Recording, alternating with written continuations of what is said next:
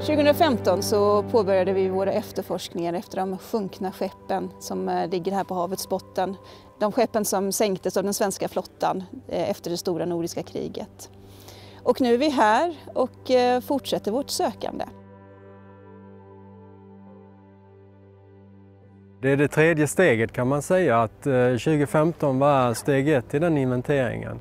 Och sen så följde vi de här förlisningarna eller vraken lite söderut till de här farvattnen.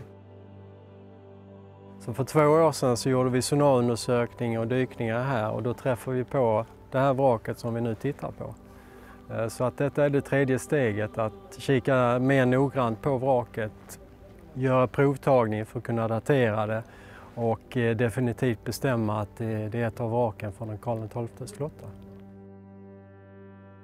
År 1719 i juli då var stora nordiska kriget på sin slutfas. Karl XII hade dött och den svenska flottan låg här. De var oroliga för att den dansk-norska flottan skulle komma och ta deras skepp, stjäla deras kanoner och all bestyckning. Så i en desperat åtgärd så sänkte de sina egna skepp. Och enligt historiskt källmaterial, kartor och annat så har vi uppgift på att det är ett av skeppen som ligger här utanför i Rafteviken.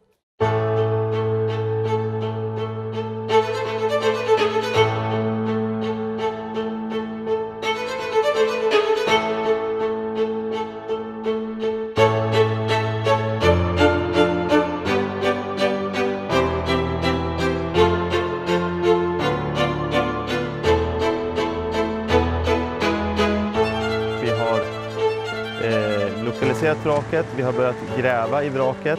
Vi har hittat vrakets akterstäv och roder och håller nu på och gräver i utrymmet och alldeles för om aktern. Och här har vi faktiskt hittat fynd som tyder på att det kan vara den här galären. I came from the mud. There's dirt on my hands. Strong like a tree. There's roots where I stand. Alltså galärer generellt sett, alltså de tidigaste galärerna som är kända är ju använda under antiken. Alltså det är ju roddarfartyg. De är kända sedan 500-tal före Kristus då. Sen blir det en renässans för galärer på 1700-tal. Och det är alltså lätta fartyg som man driver fram med åror och även segel då, där man har många platser för roddare. Och då är de lite speciellt byggda. Men just galärer från den här tidsperioden, så tidigt 1700-tal, det vet vi inte så mycket om hur de har sett ut.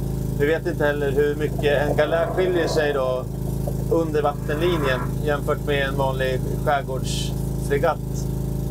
Så det är det som ska bli intressant att se om det här nu kan vara en galär och vad som är bevarat och hur det skiljer sig från andra fartyg från den här tiden.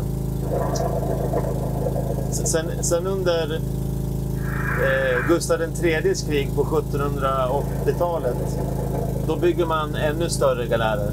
Och då är det ju de här skärgårdskrigen som man har med framförallt Ryssland. De visar sig vara väldigt effektiva i skärgården, för där kan du snabbt ta dig fram utan att vara beroende av segel. Så.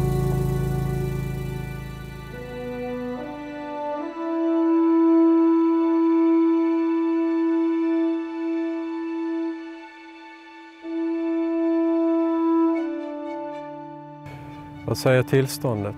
Tillståndet säger provtagning den och sen så lite provgrupper just för att checka av lite utsträckning, lite skeppskonstruktion och så. Det vore jätteskönt att få med sig hem hur sammanhållet är det? Är det ett sammanhållet skrov? Och vad är det för typ av bygge helt enkelt? Är det ett galärbygge eller är det en skärbåt eller vadå? Om man ska sänka vrak så att inte danskarna kan bärga dem. Och så har vi kan inte gå till sjöss utan det får vara här. Då sänker man ju inom den vattenytan som är djupast kanske. Och det är ju farleden precis. För att inne i bukten så grundar det upp.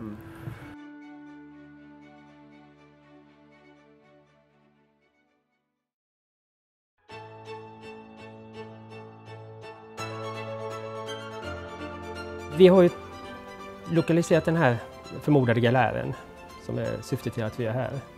Och vi har koncentrerat oss på att gräva några provschakt in till akterstäven. Vi har sett att där finns det ett bevarat roder. Så vi bestämde oss för att gå ner och titta i den ytan. Så i dagens dyk så gick jag ner vid, alltså innanför bordläggningen, alltså inne i skeppet vid akten. Och där fanns det väldigt fint bevarat timmer, skeppskonstruktionen. Däremellan när jag kom ner lite under dem så kom det fram en del fynd, däribland en muskötkula. Och eftersom vi nu är ute efter en förmodad galär som då är ett krigsskepp så visar ju den här muskötkulan på att vi är ju på rätt väg. Det här är ju inte ett vanligt fartyg utan det här måste ju haft någon form av militär syfte. Så att det är ett steg till på att bekräfta att vi verkligen är på rätt plats.